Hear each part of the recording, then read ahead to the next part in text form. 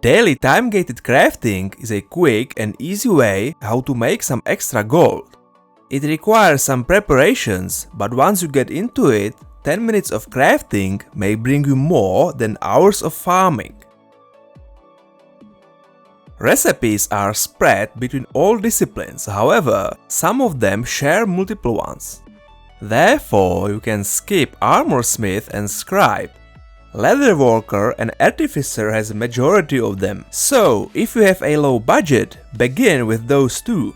Leveling up crafting disciplines can be very expensive, so don't forget to use gwcrafts.net and make it as cheap as possible.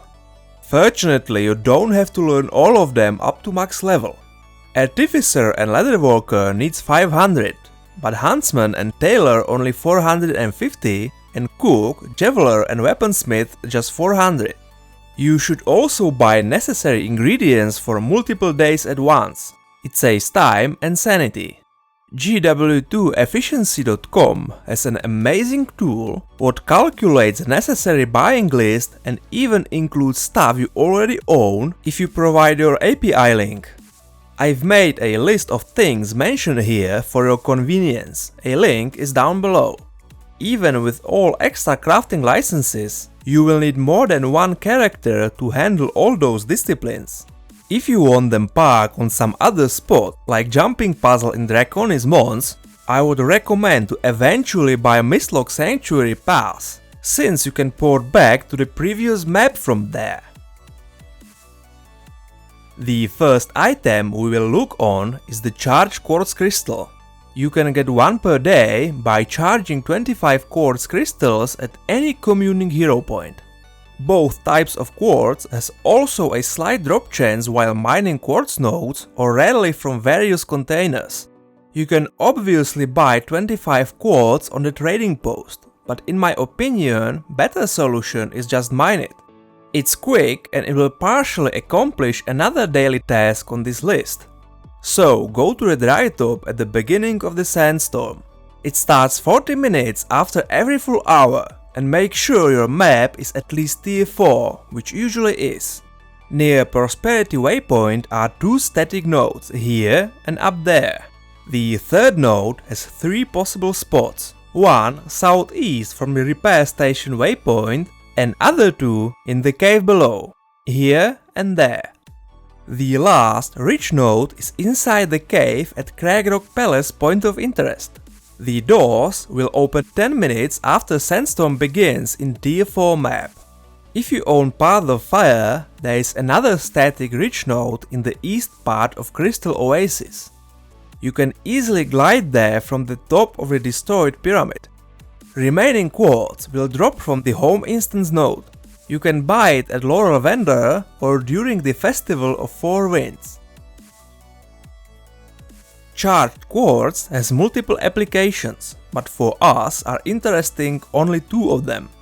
The first one is another daily gated recipe called Grow Lamp for Javeler.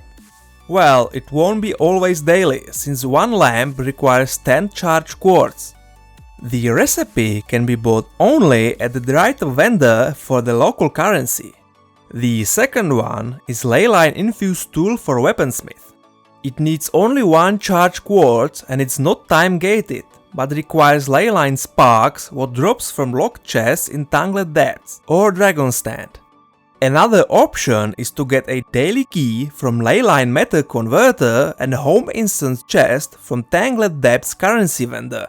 Check my Meta Converter guide for more details.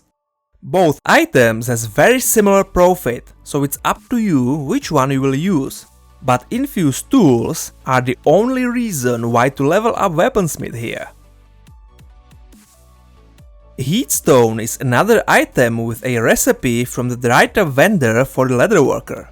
The only catch here can be its subpart, Lesser Vision Crystal. But if you run fractals and regularly salvage Ascended gear, you should have a lot of them in the storage.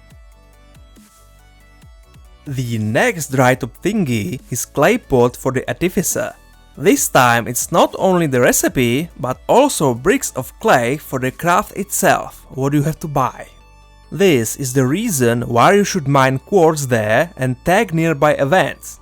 Just before Richnote Cave opens, there is usually squad killing giant and then queen event inside the cave itself.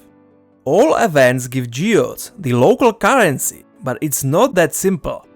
The amount of it depends on the current map tier and also gives a lot more during Sandstorm.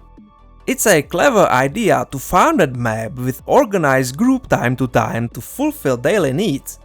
There is another catch with the vendor. His prices depends on map tier as well. Therefore, you should buy bricks only in the tier 6 map if you wanna be the most efficient. And the last thing in the write-up are 2 plant food recipes for cook and huntsman. No catch this time.